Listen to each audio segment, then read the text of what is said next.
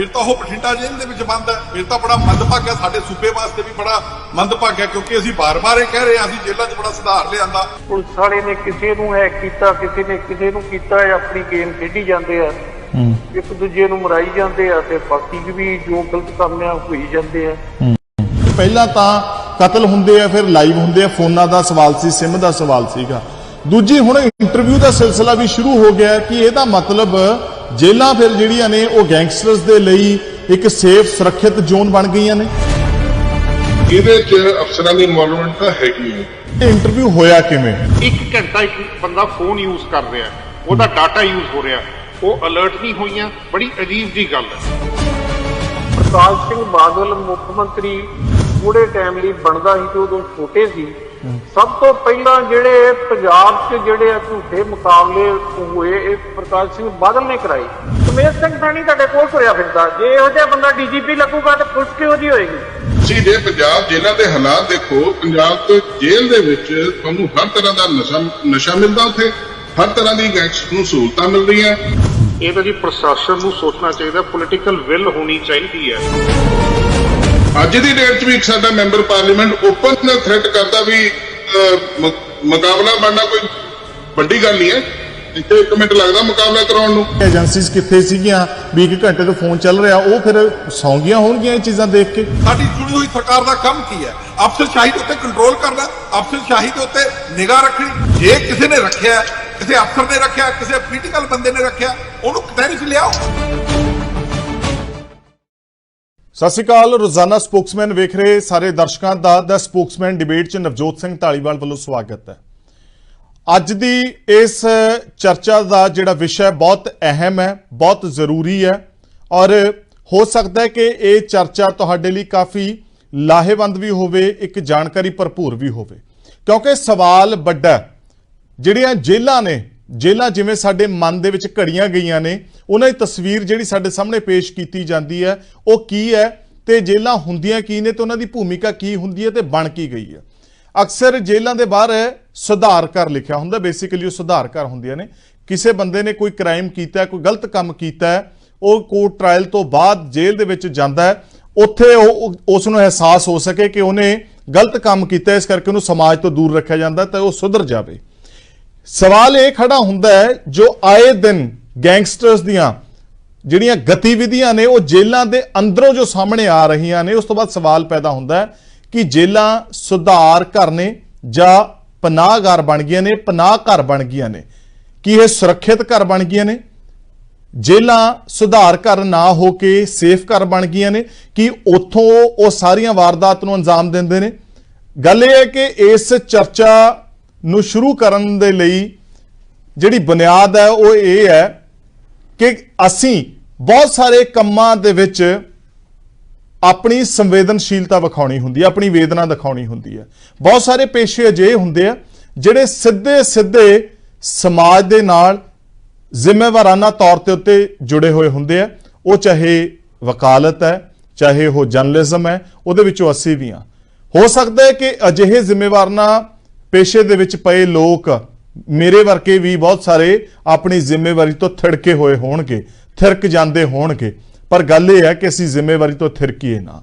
ਗੱਲ ਇਹ ਹੈ ਕਿ ਜਦੋਂ ਕੋਈ ਕੈਦੀ ਜੇਲ੍ਹ ਦੇ ਵਿੱਚ ਹੁੰਦਾ, ਜਦੋਂ ਸਜ਼ਾ ਯਾਫਤਾ ਹੁੰਦਾ, ਤਾਂ ਉਹ ਕਈ ਕੰਡੀਸ਼ਨ ਦੇ ਵਿੱਚ 2 ਹੀ ਬੰਦੇ ਮੁਲਾਕਾਤ ਕਰ ਸਕਦੇ ਆ।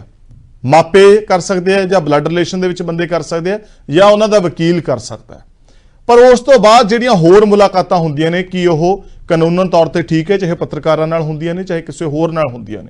ਫਿਰ ਉਹਨਾਂ ਦੇ ਕਤਲ ਦੀ ਵੀਡੀਓ ਸਾਹਮਣੇ ਆਉਂਦੀਆਂ ਨੇ, ਲਾਈਵ ਹੋ ਕੇ ਗੱਲਾਂ ਕਰਦੇ ਆ, ਜੇਲ੍ਹਾਂ ਦੇ ਵਿੱਚ ਕਤਲ ਕਰ ਦਿੰਦੇ ਆ, ਜੇਲ੍ਹਾਂ ਦੇ ਵਿੱਚੋਂ ਸਾਰੀ ਪਲਾਨਿੰਗ ਘੜ ਲੈਂਦੇ ਆ, ਫਿਰ ਉਹ ਪੱਤਰਕਾਰਾਂ ਨੂੰ ਇੰਟਰਵਿਊ ਤੱਕ ਵੀ ਦਿੰਦੇ ਆ ਜੇਲ੍ਹਾਂ ਦੇ ਵਿੱਚ ਜਾ ਕੇ। ਉਹ ਗੈਂਗਸਟਰ ਜਿਨ੍ਹਾਂ ਦੇ ਉੱਤੇ ਵੱਡੇ ਇਲਜ਼ਾਮ ਨੇ, ਜਿਹੜੇ ਅੰਡਰ ਟ੍ਰਾਇਲ ਨੇ, ਜਿਹੜੇ ਕਈ ਜਿਹੜੇ ਕੇਸਾਂ ਦੇ ਵਿੱਚ ਸਜ਼ਾ ਯਾਫਤਾ ਨੇ, ਵੱਖ-ਵੱਖ ਡਿਸਟ੍ਰਿਕਟ ਦੀ ਪੁਲਿਸ ਉਹਨਾਂ ਨੂੰ ਪ੍ਰੋਡਕਸ਼ਨ ਵਾਰੰਟ ਤੇ ਲੈ ਕੇ ਜਾਂਦੀ ਹੈ ਤੇ ਉਹ ਸਿੱਧਾ ਕਹਿੰਦੇ ਆ ਕਿ ਫਲਾਨਾ ਮਾਰਨਾ ਸੀ, ਫਲਾਨਾ ਮਰ ਗਿਆ, ਫਲਾਨੇ ਨੂੰ ਹਲੇ ਅੰਜਾਮ ਦੇਣਾ ਬਾਕੀ ਹੈ। ਤਾਂ ਇੱਥੇ ਸਵਾਲ ਵੱਡਾ ਸਾਡੇ ਸਿਸਟਮ ਤੇ ਖੜਾ ਹੁੰਦਾ ਹੈ, ਖਾਸ ਕਰਕੇ ਜੇਲ੍ਹ ਪ੍ਰਸ਼ਾਸਨ ਤੇ ਖੜਾ ਹੁੰਦਾ ਹੈ। ਕਿਸੇ ਇੱਕ ਸੂਬੇ ਦੀ ਜੇਲ੍ਹ ਪ੍ਰਸ਼ਾਸਨ ਤੇ ਨਹੀਂ, ਸਾਰਿਆਂ ਤੇ ਖੜਾ ਹੁੰਦਾ ਹੈ। ਖਾਸ ਕਰਕੇ ਸਵਾਲ ਸਿੱਧਾ ਹੋਮ ਮਿਨਿਸਟਰੀ ਨੂੰ ਹੁੰਦਾ ਹੈ ਕਿ ਆਖਰ ਮੁਲਕ ਦੇ ਵਿੱਚ ਚੱਲ ਕੀ ਰਿਹਾ ਹੈ।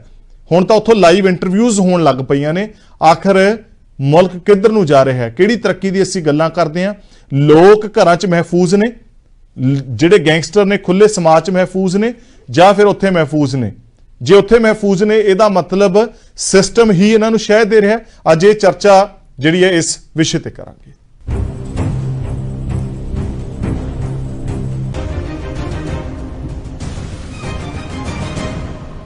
देखो जनाब जो तूफान है जो वो मोना लॉरेंस का भी फिलहाल यहीं पे है, बंद है हमारे पास केंद्रीय जेल में बठिंडा में। देखो यहाँ पे पंजाब जेल्स का तो नहीं है ये कहीं पे भी, क्योंकि वक्त वक्त एजेंसीज इसको ले जाते हैं। गैंगस्टर इंटरव्यू दे रहे हैं, ये दोनों सरकार के ऊपर, पंजाब सरकार के ऊपर भी बहुत बढ़िया सवालिया चिन्ह है और केंद्र सरकार के ऊपर भी। इसका मतलब उनका राज है, वो जो भी चाहेंगे वो कर सकते हैं। ਸੋ ਸਰਕਾਰਾਂ ਦੇ ਉੱਤੇ ਸਵਾਲ ਨੇ, ਉਹ ਜੋ ਵੀ ਚਾਹਣ ਉਹ ਕਰ ਸਕਦੀਆਂ ਨੇ। ਕਿ ਵਾਕਈ ਇਸ ਤਰੀਕੇ ਨਾਲ ਹੁੰਦਾ। ਇੱਕ ਪੈਨਲ ਜੋ ਸਾਡੇ ਨਾਲ ਜੁੜਿਆ, ਉਹਨਾਂ ਦੇ ਨਾਲ ਤੁਹਾਡਾ ਤਾਰੁਫ ਕਰਵਾਉਂਦਾ ਹੈ, ਇਸ ਚਰਚਾ 'ਚ ਉਹਨਾਂ ਦਾ ਇਸਤਕਬਾਲ ਕਰਾਂਗੇ। ਸਾਡੇ ਨਾਲ ਵਕੀਲ ਸਾਹਿਬ ਜੁੜੇ ਆ, ਰਵਿੰਦਰ ਸਿੰਘ ਬਾਸੀ ਸਾਹਿਬ, ਤੁਹਾਡਾ ਸਵਾਗਤ ਹੈ। ਨਿਊਟਨ ਸਿੱਧੂ ਜੀ ਨੇ, ਮਾਸਟਰ ਡੌਗ ਟ੍ਰੇਨਰ ਨੇ, ਤੁਹਾਡਾ ਇਸ ਚਰਚਾ ਦੇ ਵਿੱਚ ਜੀਓ ਆਏ ਨੂੰ। ਸੁਖਦੇਵ ਸਿੰਘ ਕਾਂਗਰਸ ਤੋਂ ਆਪਣੀ ਗੱਲਬਾਤ ਰੱਖਣਗੇ, ਤੁਹਾਡਾ ਵੀ ਸਵਾਗਤ ਹੈ। ਔਰ ਭੁਪਿੰਦਰ ਸਿੰਘ ਜਿਹੜੇ ਕਿ ਗੈਂਗਸਟਰ ਜੈਪਾਲ ਭੁੱਲਰ ਦੇ ਪਿਤਾ ਨੇ, ਉਹ ਵੀ ਸਾਡੇ ਨਾਲ ਇਸ ਚਰਚਾ ਦੇ ਵਿੱਚ ਜੁੜੇ ਨੇ। ਉਹ ਵੀ ਸਾਨੂੰ ਇਹ ਗੱਲ ਤੋਂ ਰੂਬਰੂ ਕਰਾਉਣਗੇ ਕਿ ਕਿਵੇਂ ਸਿਆਸੀ ਸ਼ਹਿ ਦੇ ਵਿੱਚ ਪਲਦੇ ਆ, ਪੁਲਿਸ ਦੀ ਸ਼ਹਿ ਦੇ ਵਿੱਚ ਪਲਦੇ ਆ ਗੈਂਗਸਟਰ, ਕਿਵੇਂ ਜੇਲ੍ਹਾਂ ਦੇ ਵਿੱਚੋਂ ਆਪਣਾ ਕਾਰੋਬਾਰ ਤੋਰਦੇ ਆ। ਭੁਪਿੰਦਰ ਜੀ, ਤੁਹਾਡਾ ਵੀ ਇਸ ਚਰਚਾ ਦੇ ਵਿੱਚ ਜੀਓ ਆਇਆਂ ਨੂੰ। ਸਭ ਤੋਂ ਪਹਿਲਾਂ ਮੇਰਾ ਸਵਾਲ ਬਾਸੀ ਸਾਹਿਬ ਨੂੰ ਹੈ, ਬਿਨਾਂ ਕਿਸੇ ਦੇਰੀ ਤੋਂ। ਬਾਸੀ ਸਾਹਿਬ, ਗੱਲ ਇਹ ਆ ਕਿ ਜੋ ਜੇਲ੍ਹਾਂ ਦੇ ਵਿੱਚ ਚੱਲਦਾ ਹੈ, ਜੋ ਜੇਲ੍ਹ ਤੋਂ ਵੀਡੀਓਜ਼ ਸਾਹਮਣੇ ਆਉਂਦੀਆਂ ਨੇ, ਜਿਸ ਤਰੀਕੇ ਦੇ ਨਾਲ ਆਪਣੇ ਆਪ ਨੂੰ ਉਹ ਖੁੱਲੇ ਆਮ ਵੀਡੀਓ ਪਾਉਂਦੇ ਆ ਗੈਂਗਸਟਰ, ਕਤਲ ਕਰਨ ਤੋਂ ਬਾਅਦ ਲਾਈਵ ਹੁੰਦੇ ਆ, ਫਿਰ ਇਹ ਕਹਾਣੀ ਇੰਟਰਵਿਊ ਤੱਕ ਪਹੁੰਚ ਗਈ ਹੈ। ਇਹ ਫੇਲਿਅਰ ਕਿਹਦਾ ਹੈ ਤੇ ਸਵਾਲ ਕਿਹਦੇ ਉੱਤੇ ਸਿੱਧਾ ਸਿੱਧਾ ਖੜਾ ਹੁੰਦਾ?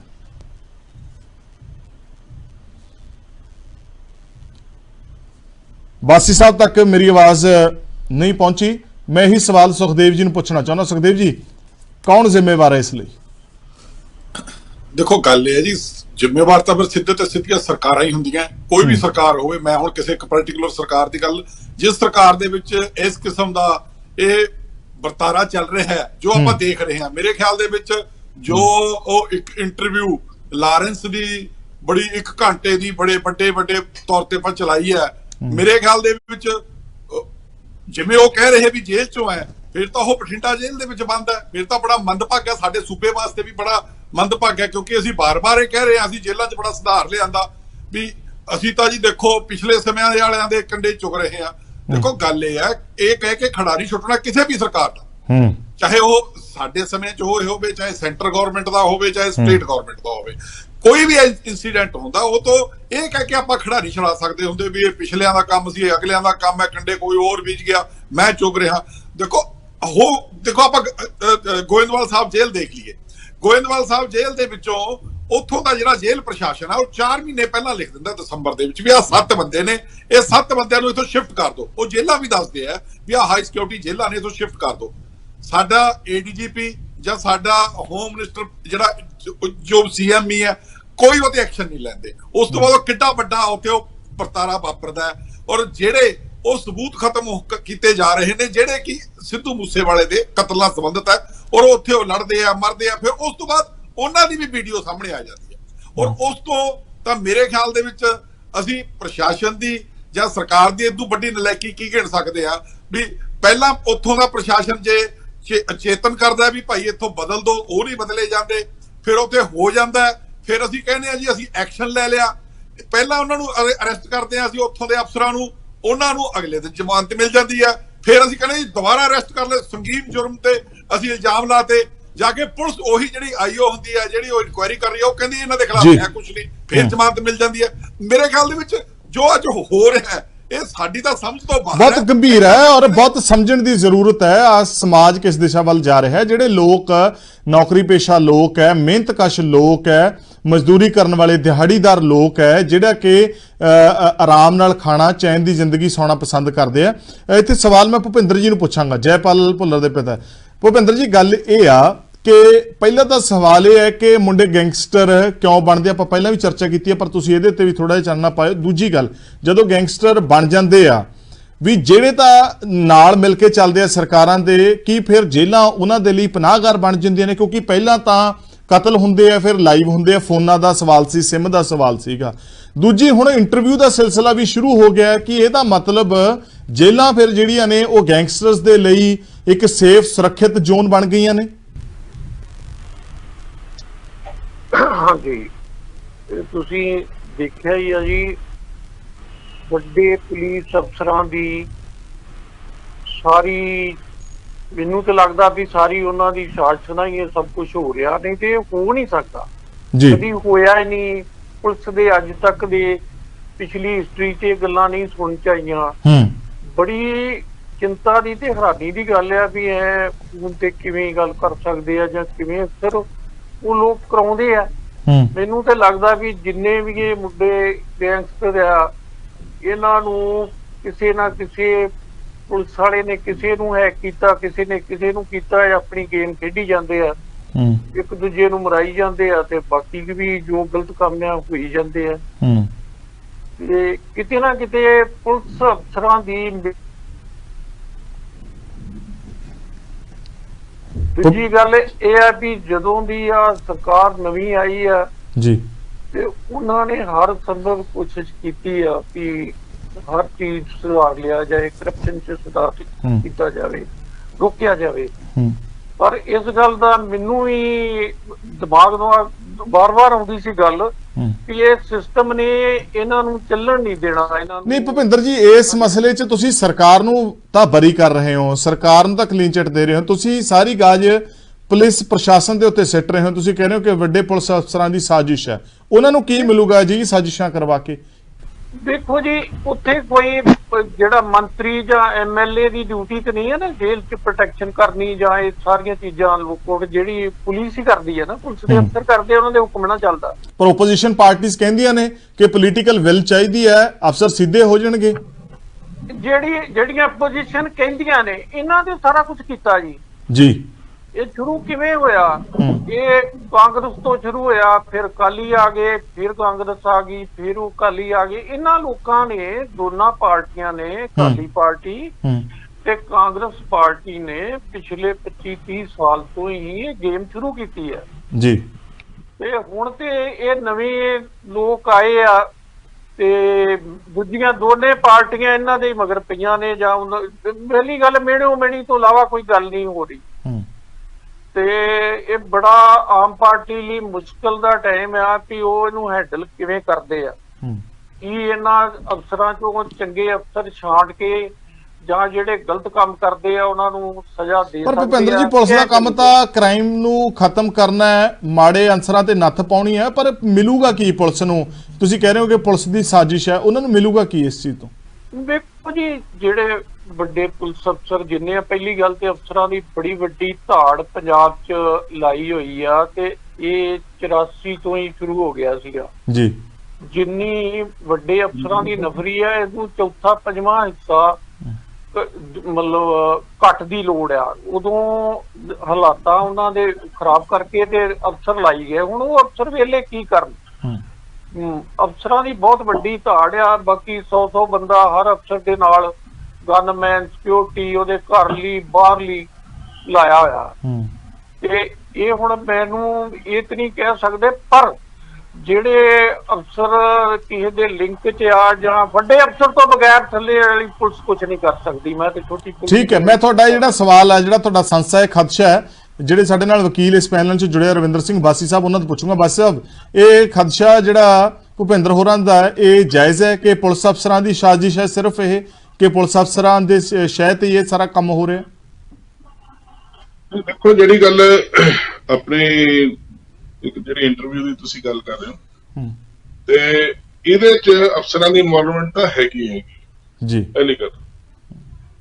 ਦੂਜੀ ਗੱਲ ਵੀ ਜਿਹੜਾ ਇੰਟਰਵਿਊ ਇੱਕ ਅੰਡਰ ਟ੍ਰਾਇਲ ਦੀ ਇੰਟਰਵਿਊ ਹੈ ਤੇ ਅੰਡਰ ਟ੍ਰਾਇਲ ਦੀ ਜਿਹੜੀ ਇੰਟਰਵਿਊ ਹੈ ਬੜੀ ਆਪਣੀ ਲੌਜੀਕਲ ਨਹੀਂ ਹੈ ਤੇ ਕਾਨੂੰਨ ਇਹਨੂੰ ਇਜਾਜ਼ਤ ਨਹੀਂ ਕਰਦਾ। ਕਿਉਂਕਿ ਜੇ ਕਨਵਿਕਟਡ ਹੋਵੇ ਜਿਹੜੇ ਆਪਣੀ ਕੇ ਆਪਣੇ ਪਾ ਚੁੱਕਿਆ ਹੋਵੇ, ਫਾਈਨਲ ਵਰਡਿਕਟ ਤੇ ਹੋਵੇ, ਤੇ ਉਹਦੇ ਵਿੱਚ ਕੋਰਟਸ ਅਲਾਉ ਕਰ ਦਿੰਦੀਆਂ ਵੀ ਜੇ ਤੁਸੀਂ ਕਿਸੇ ਪ੍ਰਿਜ਼ਨ ਨੂੰ ਕਨਵਿਕਟਡ ਨੂੰ ਤੁਸੀਂ ਇੰਟਰਵਿਊ ਕਰਨਾ, ਜਿਵੇਂ ਜੇ ਤੁਹਾਨੂੰ ਯਾਦ ਹੋਵੇ ਕਿ ਸੁਪਰੀਮ ਕੋਰਟ ਨੇ 1981 ਦੇ ਵਿੱਚ ਅਲਾਉ ਕੀਤਾ ਸੀਗਾ ਆਪਣਾ ਪ੍ਰਭਾ ਦੱਤ ਸੇ ਯੂਨੀਅਨ ਆਫ ਇੰਡੀਆ ਕੇਸ ਹੋਇਆ ਸੀ, ਜਿਹਦੇ ਵਿੱਚ ਉਹਨਾਂ ਨੇ ਰੰਗਾ ਬਿੱਲਾ ਵਾਲੇ ਕੇਸ ਦੇ ਵਿੱਚ ਉਹਨਾਂ ਨੂੰ ਅਲਾਉ ਕੀਤਾ ਸੀਗਾ। ਪਰ ਉਹ ਸੀਗਾ ਜਦੋਂ ਉਹਨਾਂ ਨੇ ਆਪਣਾ ਪ੍ਰੈਜ਼ੀਡੈਂਟ ਆਫ ਇੰਡੀਆ ਤੋਂ ਵੀ ਜਿਹੜੀ ਮਰਸੀ ਪਟੀਸ਼ਨ ਸੀ ਉਹ ਖਾਰਜ ਹੋ ਚੁੱਕੀ ਸੀ। ਲੇਕਿਨ ਜਿਹੜੇ ਇਹ ਕੇਸਿਸ ਹੈ ਇਹਦੇ ਚ ਹੁਣ ਕੀ ਵੀ ਉਹ ਹਲੇ ਅੰਡਰ ਟਰਾਇਲ ਹੈ ਜੀ, ਹਲੇ ਉਹਨਾਂ ਦਾ ਕੇਸ ਕੋਰਟ ਦੇ ਵਿੱਚ ਪੈਂਡਿੰਗ ਹੈ ਜੀ। ਹੁਣ ਪੈਂਡਿੰਗ ਕੇਸ ਦੇ ਵਿੱਚ ਤੁਸੀਂ ਉਹਦਾ ਮੀਡੀਆ ਟ੍ਰਾਇਲ ਨਹੀਂ ਨਾ ਕਰਾ ਸਕਦੇ ਵੀ ਉਹ ਕੀ ਕਹਿਣਾ ਚਾਹੁੰਦਾ, ਉਹਨਾਂ ਦੀ ਤੁਸੀਂ ਕਿਵੇਂ ਉਹ ਮਤਲਬ ਇੱਕ ਓਪਨ ਆਪਣਾ ਵਿਊਜ਼ ਜਿਹੜਾ ਹੈ ਉਹ ਮੀਡੀਆ ਦੇ ਵਿੱਚ ਰੱਖਿਆ ਜਾ ਰਿਹਾ, ਤੇ ਇਹ ਬੜਾ ਇੱਕ ਮੰਦਭਾਗਾ ਹੈ ਜੋ ਵੀ ਇੰਟਰਵਿਊ ਹੋਈ ਹੈ। ਤੇ ਤੁਹਾਡਾ ਕਹਿਣ ਤੋਂ ਭਾਵ ਇਹ ਹੈ ਵੀ ਕੋਰਟ ਟ੍ਰਾਇਲ 'ਚ ਮੀਡੀਆ ਟ੍ਰਾਇਲ ਨਹੀਂ ਹੋ ਸਕਦਾ, ਨਹੀਂ ਹੋ ਸਕਦਾ ਜੀ, ਠੀਕ ਹੈ। ਇੱਥੇ ਸਵਾਲ ਇਹ ਹੈ ਕਿ ਇੰਟਰਵਿਊ ਹੋਇਆ ਕਿਵੇਂ, ਇਹ ਜਿਹੜੇ ਕਿਉਂਕਿ ਇੰਟਰਵਿਊ ਇੱਕ ਸੋਰਸ ਦੇ ਜ਼ਰੀਏ, ਜਿਵੇਂ ਆਪਾਂ ਇੱਕ ਦੂਸਰੇ ਨਾਲ ਕਮਿਊਨੀਕੇਟ ਕਰ ਰਹੇ ਹਾਂ, ਕੋਈ ਫੋਨ ਤੇ ਜੁੜਿਆ, ਕੋਈ ਲਾਈਵ ਵਿਊ ਤੇ ਜੁੜਿਆ, ਕੋਈ ਸਕਾਈਪ ਨਾਲ ਜੁੜਿਆ, ਕੋਈ ਕਿਸੇ ਲਿੰਕ ਨਾਲ ਜੁੜਿਆ, ਤਾਂ ਇੱਥੇ ਨਿਊਟਨ ਸਿੱਧੂ ਜੀ ਬਾਰੇ ਲੋਕ ਸੋਚ ਰਹੇ ਹੋਣਗੇ, ਮਾਸਟਰ ਡੌਗ ਟ੍ਰੇਨਰ ਉਹਨਾਂ ਦੀ ਡੈਜ਼ਿਗਨੇਸ਼ਨ ਦੇਖ ਰਹੇ ਵੀ ਇਹਨਾਂ ਦਾ ਬਿਠਾਉਣ ਦਾ ਕੀ ਕੰਮ ਹੈ।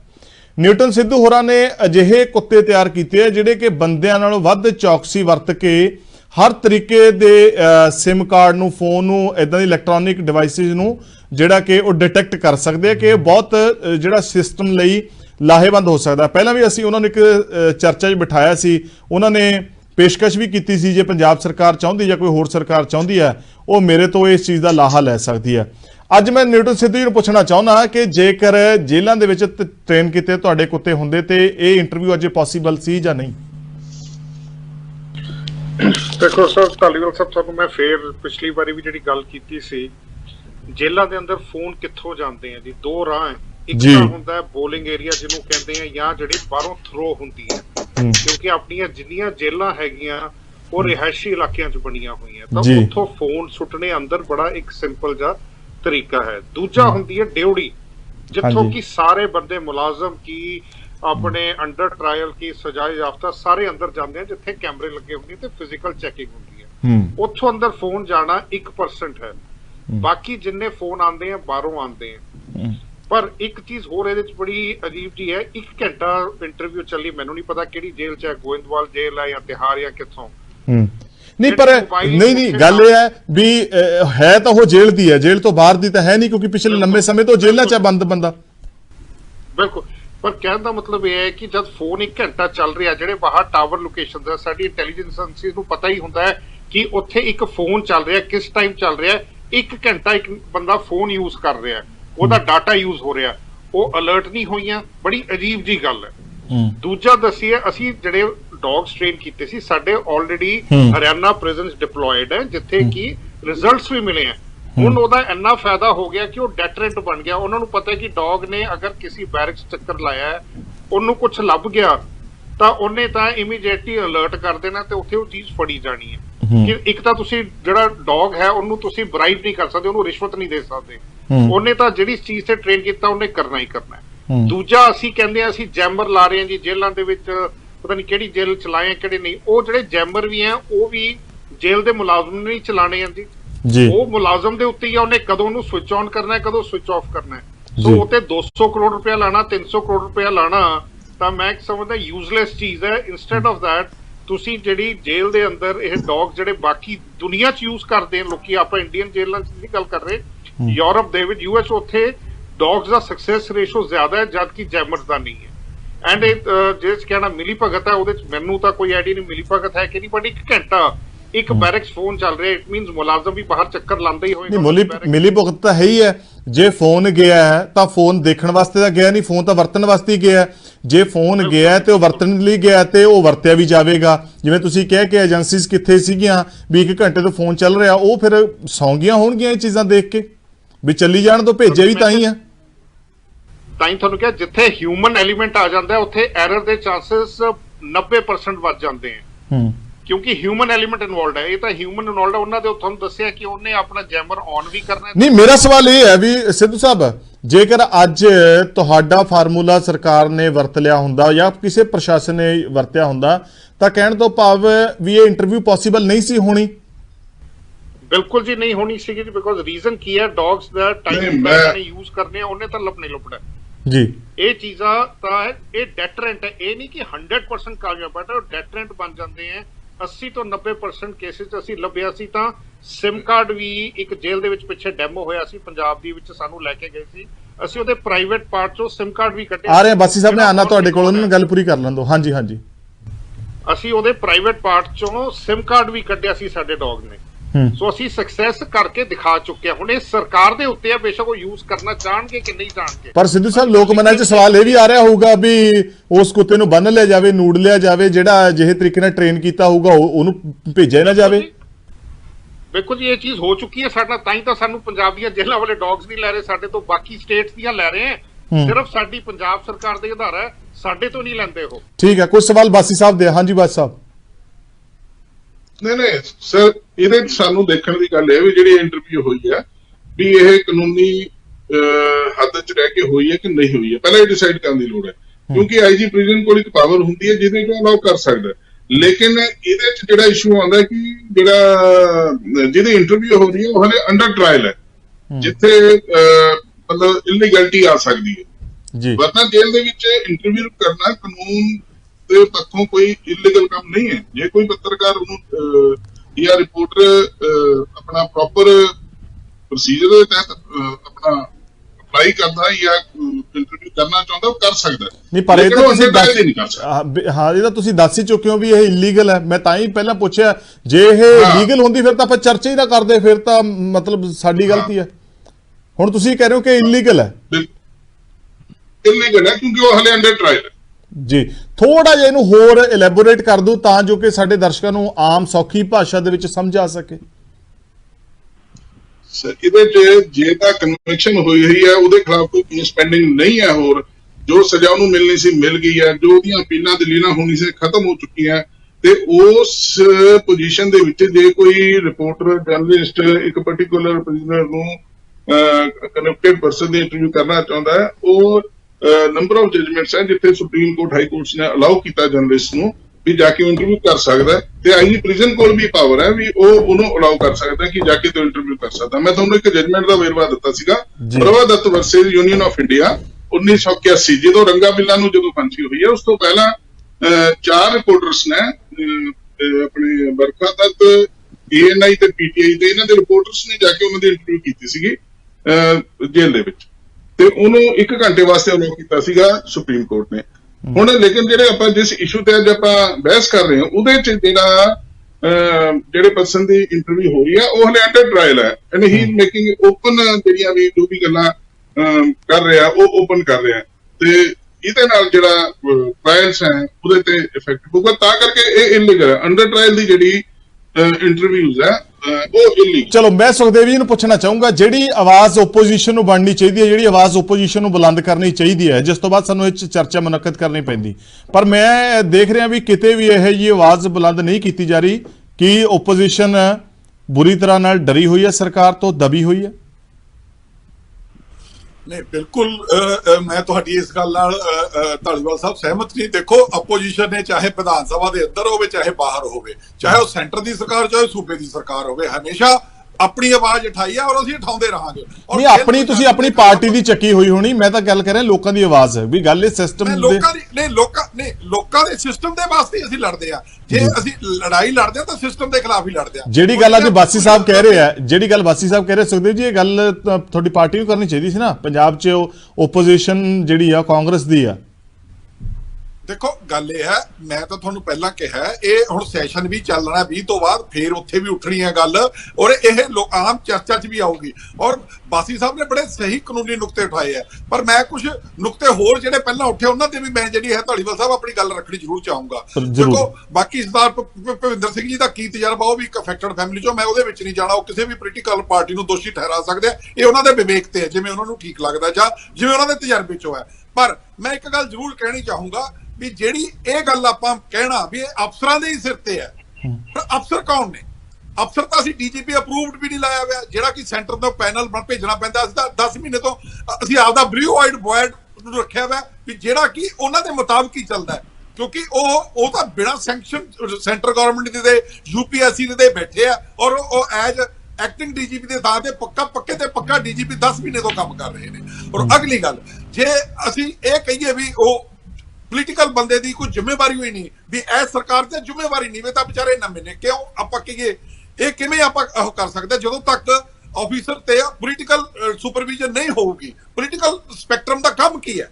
ਸਾਡੀ ਚੁਣੀ ਹੋਈ ਸਰਕਾਰ ਦਾ ਕੰਮ ਕੀ ਹੈ? ਅਫਸਰਸ਼ਾਹੀ ਦੇ ਉੱਤੇ ਕੰਟਰੋਲ ਕਰਨਾ, ਅਫਸਰਸ਼ਾਹੀ ਦੇ ਉੱਤੇ ਨਿਗਾਹ ਰੱਖਣੀ, ਅਫਸਰਸ਼ਾਹੀ ਨੂੰ ਲੋਕਾਂ ਦੇ ਹਿੱਤ ਮੁਤਾਬਕ ਕੰਮ ਕਰਾਉਣਾ। ਨਹੀਂ, ਔਰ ਗੱਲ ਤੁਹਾਡੀ ਠੀਕ ਹੈ ਵੀ ਜਿਹੜਾ ਬੰਦਾ ਜਿਸ ਤਰੀਕੇ ਚ ਟੋਕ ਰਿਹਾ ਜੀ, ਮੈਂ ਇੱਥੇ ਟੋਕ ਰਿਹਾ। ਇਸ ਤੋਂ ਪਹਿਲਾਂ ਮੁਖਤਿਆਰ ਅੰਸਾਰੀ ਦਾ ਕੇਸ ਸੀਗਾ, ਉਦੋਂ ਜਦੋਂ ਪੰਜਾਬ ਦੇ ਵਿੱਚ ਉਹਨੂੰ ਜੇਲ੍ਹ 'ਚ ਰੱਖਿਆ ਗਿਆ, ਉਹ ਕਿਹੜੇ ਅਫਸਰ ਨੇ ਰੱਖਿਆ ਉਹਨੂੰ? ਮੈਂ ਕਹਿੰਦਾ ਮੁਖਤਿਆਰ ਅੰਸਾਰੀ ਨੂੰ ਅਫਸਰਾਂ ਨੇ ਰੱਖਿਆ। ਮੈਂ ਬਾਸੀ ਸਾਹਿਬ ਤੁਹਾਡੀ ਗੱਲ ਇਹਦੇ ਵਿੱਚ ਜਿਸ ਅਫਸਰ ਨੇ ਰੱਖਿਆ, ਜਿਸ ਪੋਲੀਟੀਕਲ ਬੰਦੇ ਨੇ ਜੀ ਸ਼ਹਿ ਤੇ ਰੱਖਿਆ, ਉਹ ਇਹ ਸਰਕਾਰ ਕੋਲ 1 ਸਾਲ ਸੀਗਾ, ਹੋਰ 4 ਸਾਲ ਪਿਆ, ਉਹਨਾਂ ਨੂੰ ਕਟਹਿਰੇ ਚ ਲਿਆਓ। ਕੌਣ ਰੋਕਦਾ? ਅਸੀਂ ਤਾਂ ਨਹੀਂ ਕਹਿੰਦੇ ਵੀ ਰੋਕੋ, ਜਦੋਂ ਅਸੀਂ ਡਿਫੈਂਡ ਕਰਨਾ ਪਵੇ ਉੱਥੇ ਤੁਸੀਂ ਜ਼ਰੂਰ ਕਹਿ ਦਿਓ। ਜੇ ਕਿਸੇ ਨੇ ਰੱਖਿਆ, ਕਿਸੇ ਅਫਸਰ ਨੇ ਰੱਖਿਆ, ਕਿਸੇ ਪੋਲੀਟੀਕਲ ਬੰਦੇ ਨੇ ਰੱਖਿਆ, ਉਹਨੂੰ ਕਟਹਿਰੇ ਚ ਲਿਆਓ।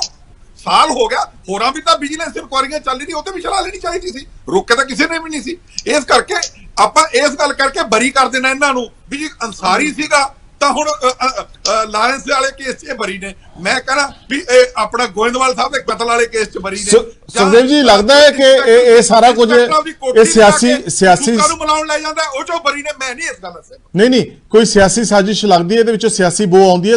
2024 ਦੀ ਲੋਕ ਸਭਾ ਚੋਣਾਂ ਤੋਂ ਪਹਿਲਾਂ ਇਹ ਸਾਰਾ ਕੁਝ ਇੱਕੋ ਦਮ ਵਾਪਰ ਰਿਹਾ। ਪੈਰਲਲ ਬਹੁਤ ਸਾਰੀਆਂ ਚੀਜ਼ਾਂ ਚੱਲ ਰਹੀਆਂ ਨੇ ਪੰਜਾਬ ਦੇ ਉੱਤੇ, ਇਕੱਲੀ ਇੱਕ ਚੀਜ਼ ਨਹੀਂ ਚੱਲ ਰਹੀ। ਪੰਜਾਬ ਦੀ ਧਰਤੀ ਉੱਤੇ ਸਾਨੂੰ ਦੇਖਣ ਦੀ ਲੋੜ ਆ, ਸਾਨੂੰ ਥੋੜਾ ਘੇਰਾ ਵਸੀ ਕਰਨਾ ਪਏਗਾ ਸੋਚ ਦਾ। ਜੇ ਦੇਖੀਏ ਬਹੁਤ ਕੁਝ ਚੱਲ ਰਿਹਾ, ਕਿਤੇ ਮੋਰਚੇ ਚੱਲ ਰਹੇ ਹੈ, ਕਿਤੇ ਕੁਝ ਚੱਲ ਰਿਹਾ, ਕਿਤੇ ਕੁਝ ਗੱਲਬਾਤ ਹੋ ਰਹੀ ਹੈ। ਕੀ ਇਹ ਇੰਟਰਵਿਊ ਵੀ ਇੱਕ ਉਸ ਸਾਜ਼ਿਸ਼ ਦਾ ਪਾਰਟ ਹੋ ਸਕਦੀ ਹੈ?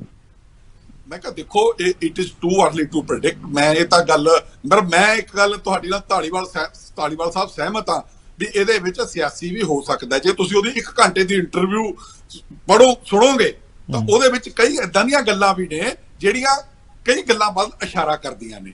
ਦੇਖੋ, ਇਸ ਕਰਕੇ ਇਹਦੇ ਤੇ ਤਾਂ ਮੇਰੇ ਖਿਆਲ 'ਚ ਮੈਂ ਉਹੀ ਗੱਲ ਕਹਿ ਰਿਹਾ ਨਾ ਵੀ ਅਸੀਂ ਸਾਡੇ CM ਸਾਹਿਬ ਦਾ ਬਿਆਨ, ਸਾਡੇ ਕਿਸੇ ਹੋਰ ਸੰਬੰਧਿਤ ਅਫਸਰ ਦਾ ਬਿਆਨ, ਇੱਕ ਜੇਲ੍ਹ ਦੇ ਪ੍ਰਸ਼ਾਸਨ ਨੇ ਕਹਿੰਦਾ ਵੀ ਸਾਡੀ ਜੇਲ੍ਹ 'ਚ ਨਹੀਂ ਹੋਇਆ ਜੀ, ਪਤਾ ਨਹੀਂ ਕਿੱਥੇ ਹੋ ਗਿਆ, ਇਹ ਕਹਿ ਕੇ ਖੜਾ ਨਹੀਂ ਛੁੱਟਣਾ।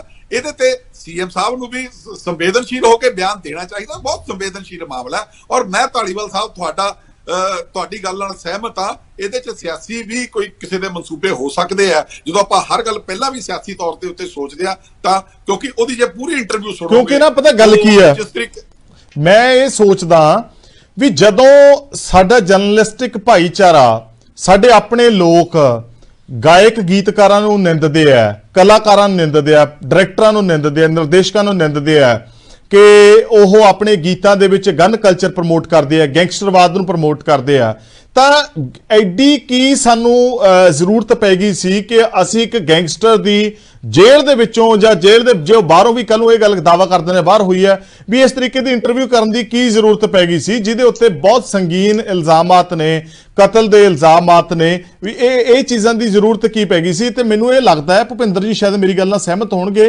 ਵੀ ਅੱਜ ਕੱਲ ਸ਼ਾਇਦ ਸਾਡੇ ਲੋਕ ਵੀ ਇਸ ਚੀਜ਼ ਦੇ ਭਾਗੀਦਾਰ ਬਣ ਗਏ ਆ, ਜਿਹੜਾ ਕਦੇ ਜਿਹੜੀ ਮਿਊਜ਼ਿਕ ਇੰਡਸਟਰੀ ਦੇ ਉੱਤੇ ਗੱਲ ਆਉਂਦੀ ਸੀਗੀ ਕਿ ਉਹ ਗੈਂਗਸਟਰਵਾਦ ਨੂੰ ਜਾਂ ਗਨ ਕਲਚਰ ਨੂੰ ਪ੍ਰਮੋਟ ਕਰਦੇ ਆ। ਕੀ ਕਹੋਗੇ ਭੁਪਿੰਦਰ ਜੀ?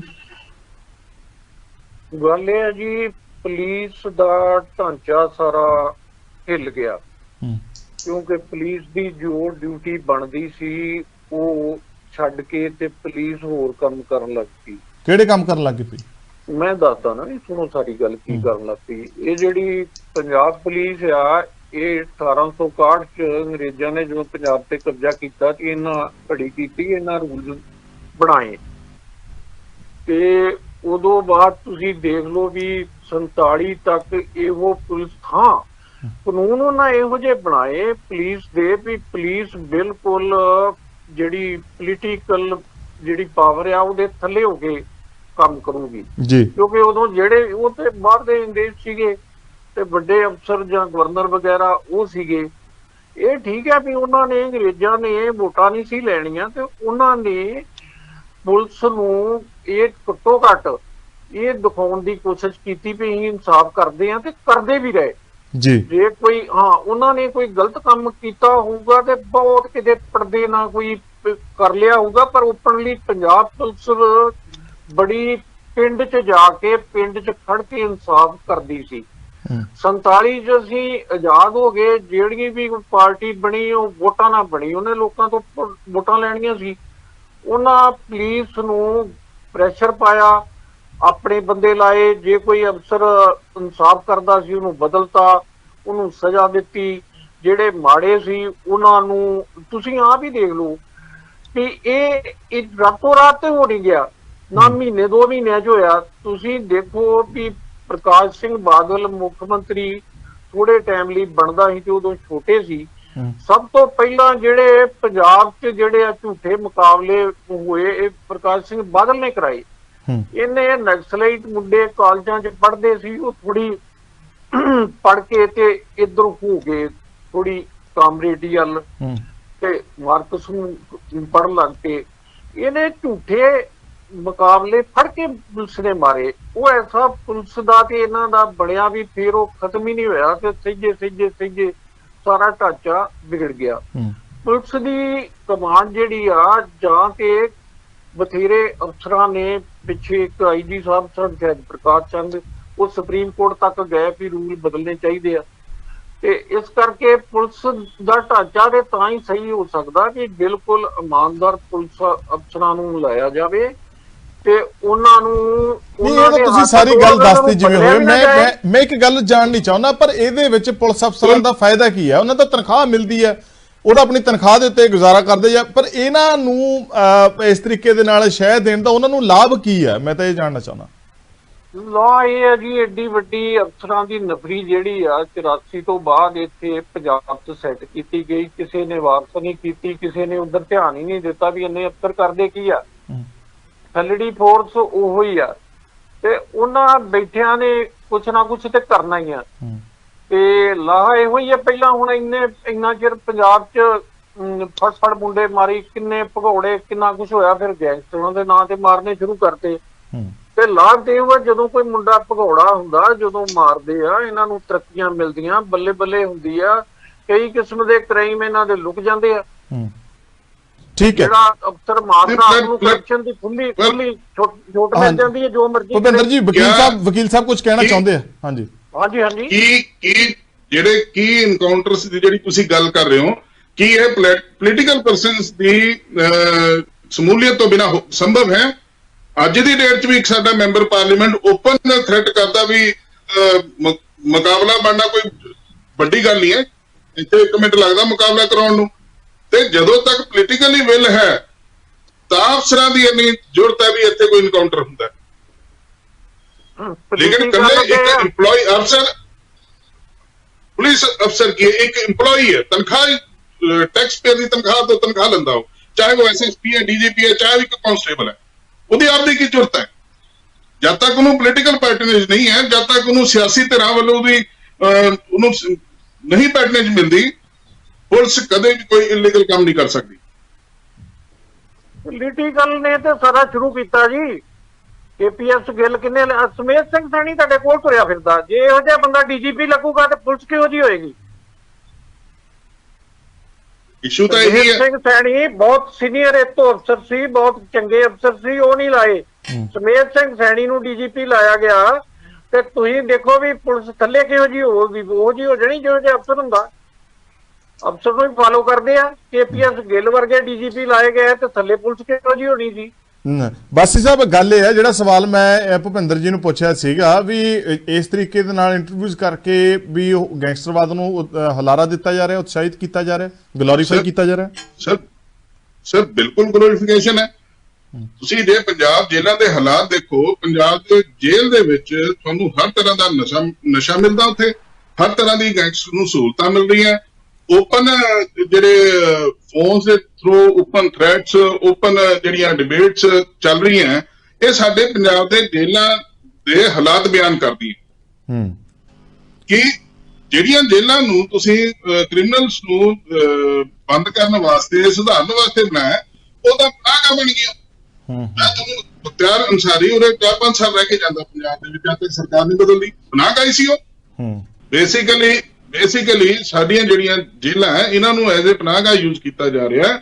ਜਿਹੜੇ ਡਰੱਗ ਮਾਫੀਆ ਹੈ ਉਹ ਇੱਥੇ ਆਪਣੀ ਮਾਰਕੀਟ ਬਣਾਈ ਬੈਠੇ ਹੈ, ਤੇ ਮੇਰੇ ਖਿਆਲ ਕੋਈ ਉਹ ਐਸੀ ਜੇਲ੍ਹ ਹੋਣੀ ਹੈ ਜਿੱਥੋਂ ਜੇਲ੍ਹ EMPLOYEES ਉੱਥੋਂ ਵੱਡੇ ਮੁਨਾਫੇ ਨਹੀਂ ਕਮਾਉਂਦੇ ਹੋਣੇ। ਤੇ ਜਿੰਨੇ ਵੀ ਹੁਣ ਸਾਡੇ ਕੋਲ ਜਿਹੜੇ ਪ੍ਰਿਜ਼ਨਰਸ ਆਉਂਦੇ ਆ, ਜਿਨ੍ਹਾਂ ਦੀ ਜ਼ਮਾਨਤਾਂ ਲਾਉਂਦੇ, ਉਹ ਜੇਲ੍ਹ ਦੇ ਹਾਲਾਤ ਅੰਦਰੋਂ ਦੱਸਦੇ ਆ ਸਾਨੂੰ ਅੰਦਰ ਕੀ ਹੋ ਰਿਹਾ।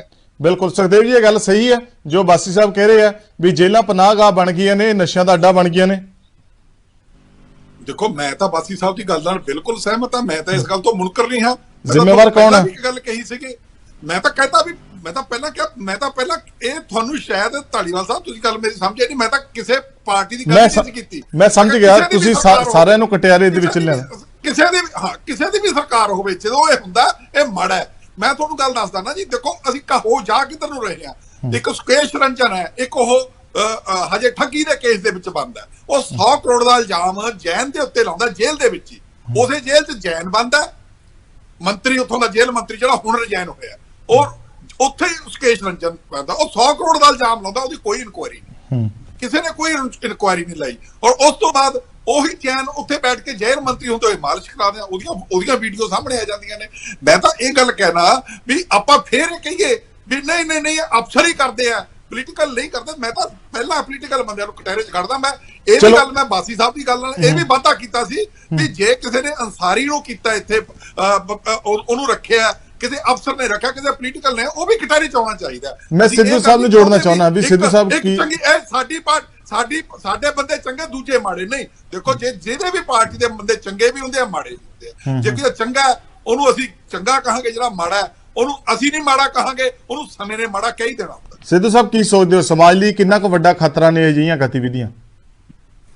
ਦੇਖੋ ਜੀ, ਮੈਂ ਕਈ ਜੇਲ੍ਹਾਂ ਦੇ ਵਿੱਚ ਜਿੱਥੇ ਸਾਡੇ ਡੌਗਸ ਬਲੱਡ, ਮੈਂ ਪੰਜਾਬ ਦੀ ਵੀ ਕਈ ਜੇਲ੍ਹਾਂ 'ਚ ਗਿਆ ਜਿੱਥੇ ਡੈਂਬੂਸ ਹੁੰਦੇ ਸੀਗੇ।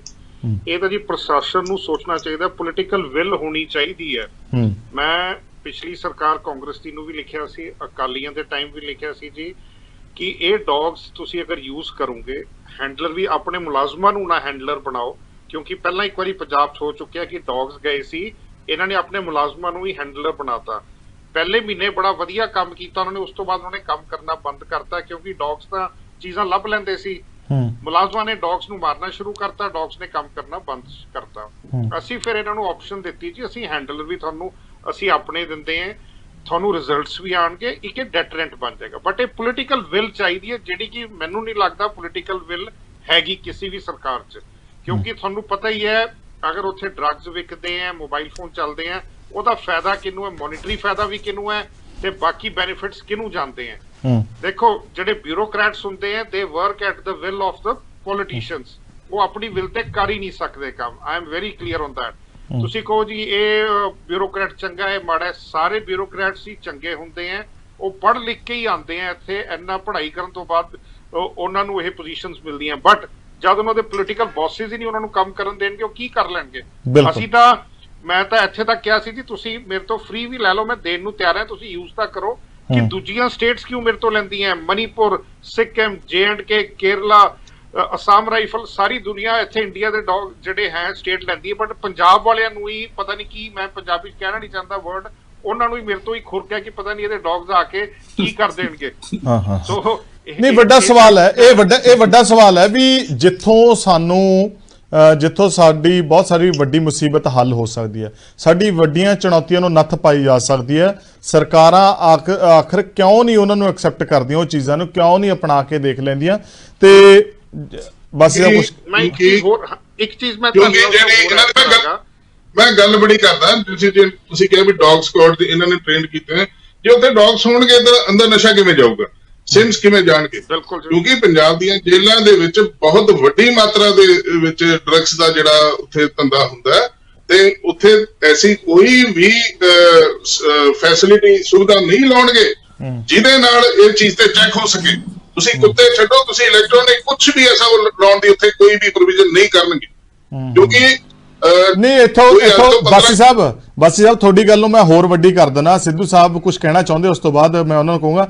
ਸਿੱਧੂ ਸਾਹਿਬ, ਗੱਲ ਇਹ ਹੈ ਵੀ ਜੇ ਤੁਹਾਡੇ ਕੁੱਤੇ ਅੰਦਰ ਚਲੇ ਗਏ, ਇਹਨਾਂ ਦਾ ਕੁੱਤਪੁਣਾ ਕਿਵੇਂ ਚੱਲੂਗਾ?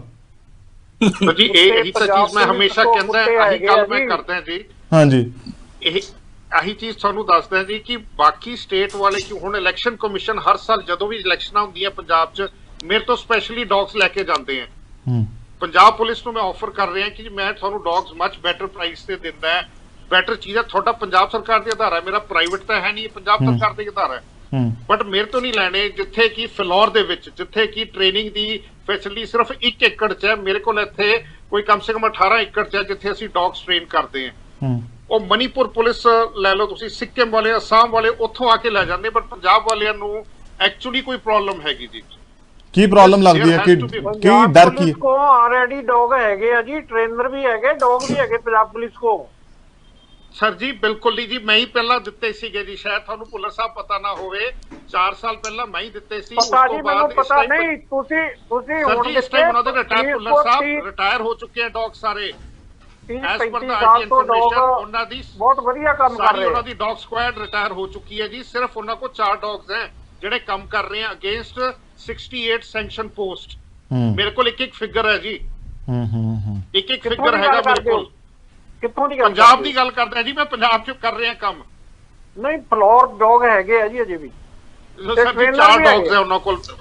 ਸਰ ਜੀ 4 ਡੌਗਸ ਹੈਗੇ ਹਾਲੀ ਵੀ। ਪ੍ਰਾਈਮ ਮਿਨਿਸਟਰ ਸਿਕਿਉਰਿਟੀ ਲਈ ਤਾਂ ਮੇਰੇ ਤੋਂ ਡੌਗਸ ਲੈ ਕੇ ਜਾਂਦੇ, ਅਗਰ ਪੰਜਾਬ ਪੁਲਿਸ ਕੋਲ ਹੁੰਦੇ ਤਾਂ ਮੇਰੇ ਤੋਂ ਕਿਉਂ ਲੈ ਕੇ ਜਾਂਦੇ? ਪ੍ਰਾਈਮ ਮਿਨਿਸਟਰ ਸਿਕਿਉਰਿਟੀ ਵਾਲੇ ਪੰਜਾਬ ਪੁਲਿਸ ਤੋਂ ਕਿਉਂ ਨਾ ਲੈਂਦੇ ਜੀ?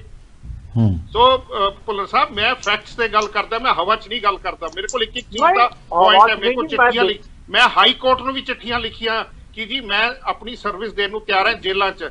ਹਾਈ ਕੋਰਟ ਤੋਂ ਵੀ ਕੋਈ ਜਵਾਬ ਨਹੀਂ ਹਾਲੀ ਤੱਕ ਆਇਆ ਮੈਨੂੰ। ਮੈਂ ਰਜਿਸਟਰਾਰ ਨੂੰ ਵੀ ਲਿਖ ਚੁੱਕਿਆ, ਮੈਂ ਚੀਫ ਜਸਟਿਸ ਨੂੰ ਵੀ ਲਿਖ ਚੁੱਕਿਆ, ਪੰਜਾਬ ਦੇ ਕੋਈ ਜਵਾਬ ਨਹੀਂ ਜੀ। ਚਲੋ ਮੈਂ ਬਹੁਤ ਵੱਡੇ ਕਲੀਅਰ ਦੈਟ ਪੋਲੀਟੀਕਲ ਵਿਲ ਨਹੀਂ ਹੈ ਜੀ। ਬਿਲਕੁਲ ਸਹੀ ਗੱਲ ਹੈ ਵੀ ਜੇਕਰ ਇਹਦੇ ਉੱਤੇ ਮਨਸ਼ਾ ਹੋਵੇਗੀ ਤਾਂ ਨੱਥ ਪਾਈ ਜਾ ਸਕਦੀ ਹੈ। ਅਜਿਹੀ ਕਿਹੜੀ ਚੀਜ਼ ਹੈ ਜਿਹੜੀ ਨਹੀਂ ਹੋ ਸਕਦੀ, ਜਿਹਦੇ ਨਹੀਂ ਨਕੇਲ ਕਸੀ ਚਾਵੇ? ਤਾਂ ਕਹਿੰਦੇ ਹੁੰਦੇ ਆ ਕਿ ਜੇ ਪੁਲਿਸ ਚਾਹਵੇ ਤੇ ਪਰਿੰਦਾ ਵੀ ਜਿਹੜਾ ਹੈ ਉਹ ਜੇਲ੍ਹ 'ਚ ਪਰ ਨਹੀਂ ਮਾਰ ਸਕਦਾ। ਜੇ ਸਰਕਾਰ ਚਾਹਵੇ ਕੋਈ ਵੀ ਸ਼ੈ ਜਿਹੜੀ ਇੱਥੇ ਫੰਡ ਨਹੀਂ ਚੱਕ ਸਕਦੀ। ਸਮਾਜ ਦੇ ਅੰਦਰ ਪਹਿਲਾਂ ਜਿੱਥੇ ਗੈਂਗਸਟਰਾਂ ਦੇ ਬਾਹਰ ਹੋਣ ਤੋਂ ਖਤਰਾ ਸੀ, ਹੁਣ ਜੇਲ੍ਹਾਂ ਤੋਂ ਵੱਧ ਖਤਰਾ ਹੁੰਦਾ ਜਾਪ ਰਿਹਾ। ਜਿਸ ਤਰੀਕੇ ਨਾਲ ਹਰ ਤਰ੍ਹਾਂ ਦੀ ਸੁਵਿਧਾ ਉਹਨਾਂ ਨੂੰ ਮਿਲ ਰਹੀ ਹੈ, ਜਿਵੇਂ ਬਾਸੀ ਸਾਹਿਬ ਨੇ ਕਿਹਾ ਕਿ ਉਹਨਾਂ ਦੀ ਪਨਾਹਗਾਹ ਬਣ ਗਈ ਹੈ, ਰਹਿਣਗਾਹ ਬਣ ਗਈ ਹੈ, ਨਸ਼ਿਆਂ ਦੇ ਅੱਡੇ ਬਣ ਗਏ ਹੈ। ਇਹ ਬਹੁਤ ਵੱਡਾ ਸਵਾਲ ਹੈ। ਤੁਸੀਂ ਇਸ ਮੁੱਦੇ ਉੱਤੇ ਕੀ ਸੋਚਦੇ ਹੋ? ਸਾਨੂੰ ਕਮੈਂਟ ਕਰਕੇ ਜ਼ਰੂਰ ਦੱਸਿਓ। ਤੁਸੀਂ ਸਾਰੇ ਜਿੰਨੇ ਸਾਡੇ ਦਰਸ਼ਕ ਦੇਖ ਰਹੇ ਸੀ ਇਸ ਚਰਚਾ ਨੂੰ, ਤੁਹਾਡਾ ਸਭ ਦਾ ਬਹੁਤ ਬਹੁਤ ਸ਼ੁਕਰੀਆ। ਮੈਂ ਮਸ਼ਕੂਰ ਹਾਂ ਸਾਰੇ ਬੁਲਾਰਿਆਂ ਦਾ ਜਿਹੜੇ ਆਏ ਸਾਡੇ ਤੱਕ, ਉਹਨਾਂ ਨੇ ਆਪਣੀ ਰਾਏ ਰੱਖੀ, ਆਪਣੀ ਗੱਲ ਰੱਖੀ। ਤੁਹਾਡਾ ਸਾਰਿਆਂ ਦਾ ਬਹੁਤ ਬਹੁਤ ਧੰਨਵਾਦ। ਸਤਿ ਸ਼੍ਰੀ ਅਕਾਲ ਜੀ।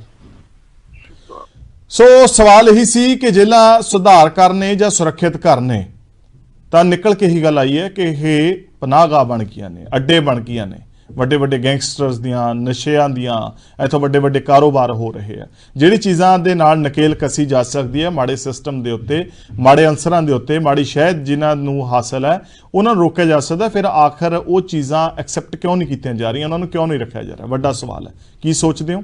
ਕਮੈਂਟ ਕਰਕੇ ਆਪਣੀ ਰਾਏ ਜ਼ਰੂਰ ਸਾਂਝੀ ਕਰਿਓ। ਡਿਬੇਟ ਦੇ ਵਿੱਚ ਇੰਨਾ ਹੀ, ਭਲਕੇ ਕਿਸੇ ਹੋਰ ਵਿਸ਼ੇ ਨਾਲ ਰੂਬਰੂ ਹੋਵਾਂਗੇ। ਉਦੋਂ ਤੱਕ ਨਵਜੋਤ ਸਿੰਘ ਢਾਲੀਵਾਲ ਨੂੰ ਦਿਓ ਇਜਾਜ਼ਤ। ਸਤਿ ਸ਼੍ਰੀ ਅਕਾਲ।